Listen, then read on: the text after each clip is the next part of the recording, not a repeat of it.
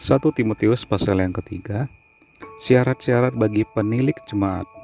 Benarlah perkataan ini, orang yang menghendaki jabatan penilik jemaat menginginkan pekerjaan yang indah. Karena itu penilik jemaat haruslah seorang yang tak bercacat, suami dari satu istri, dapat menahan diri, bijaksana, sopan, suka memberi tumpangan, cakap mengajar orang, bukan peminum, bukan pemarah, melainkan peramah, pendamai, bukan hamba uang, seorang kepala keluarga yang baik, disegani dan dihormati oleh anak-anaknya. Jikalau seorang tidak tahu mengepalai keluarganya sendiri, bagaimanakah ia dapat mengurus jemaat Allah? Janganlah ia seorang yang baru bertobat, agar jangan ia menjadi sombong dan kena hukuman iblis. Hendaklah ia juga mempunyai nama baik di luar jemaat, agar jangan ia digugat orang dan jatuh ke dalam jerat iblis. Ayat ke-8, syarat-syarat bagi diaken. Demikian juga diaken-daken haruslah orang terhormat, jangan bercabang lidah, jangan penggemar anggur, jangan serakah, melainkan orang yang memelihara rahasia iman dalam hati nurani yang suci. Mereka juga harus diuji dahulu, baru ditetapkan dalam pelayanan itu, setelah ternyata mereka tak bercacat. Demikian pula istri-istri hendaklah orang terhormat, jangan pemfitnah, hendaklah dapat menahan diri dan dapat dipercayai dalam segala hal. Diaken haruslah suami dari satu istri dan mengurus anak-anaknya dan keluarganya dengan baik.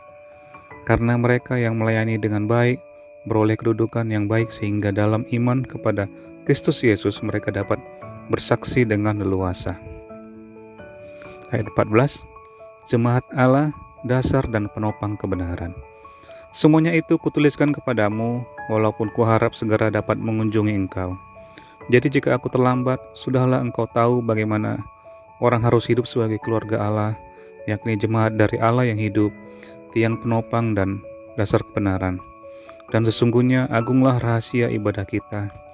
Dia yang telah menyatakan dirinya dalam rupa manusia, dibenarkan dalam roh, yang menampakkan dirinya kepada malaikat-malaikat, diberitakan di antara bangsa-bangsa yang tidak mengenal Allah, yang dipercayai di dalam dunia diangkat dalam kemuliaan. 1 Timotius pasal yang keempat, tugas Timotius dalam menghadapi pengajar sesat. Tetapi Roh dengan tegas mengatakan bahwa di waktu-waktu kemudian ada orang yang akan murtad lalu mengikuti roh-roh penyesat dan ajaran-ajaran setan-setan oleh tipu daya pendusta-pendusta yang hati nuraninya memakai cap mereka.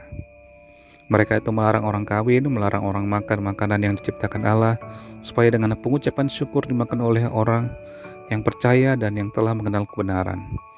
Karena semua yang diciptakan Allah itu baik, dan suatu pun tidak ada yang haram jika diterima dengan ucapan syukur. Sebab semuanya itu dikuduskan oleh firman Allah dan oleh doa. Dengan selalu mengingatkan hal-hal itu kepada saudara-saudara kita, engkau akan menjadi seorang pelayan Kristus Yesus yang baik, terdidik dalam soal-soal pokok iman kita dan dalam ajaran sehat yang telah kau ikuti selama ini. Tetapi jauhilah tahayul dan dongeng nenek-nenek tua, latihlah dirimu beribadah. Latihan badani terbatas gunanya, tetapi ibadah itu berguna dalam segala hal, karena mengandung janji baik untuk hidup ini maupun untuk hidup yang akan datang. Perkataan ini benar dan patut diterima sepenuhnya. Itulah sebabnya kita berjeripaya dan berjuang, karena kita menaruh pengharapan kita kepada Allah yang hidup, Juru Selamat semua manusia, terutama mereka yang percaya. Beritakanlah dan ajarkanlah semuanya itu. Jangan seorang pun menganggap engkau rendah karena engkau muda. Jadilah teladan bagi orang-orang percaya dalam perkataanmu, dalam tingkah lakumu, dalam kasihmu, dalam kesetiaanmu, dan dalam kesucianmu. Sementara itu sampai aku datang, bertekunlah dalam membaca kitab-kitab suci, dalam membangun dan dalam mengajar. Jangan lalai dalam mempergunakan karunia yang ada padamu, yang telah diberikan kepadamu oleh nubuat dan dengan penumpangan tangan sidang penatua. Perhatikanlah semuanya itu, hiduplah di dalamnya supaya kemajuanmu nyata kepada semua orang. Awasilah dirimu sendiri dan awasilah ajaranmu, bertekunlah dalam semuanya itu, karena dengan berbuat demikian engkau akan menyelamatkan dirimu dan semua orang yang mendengar Engkau.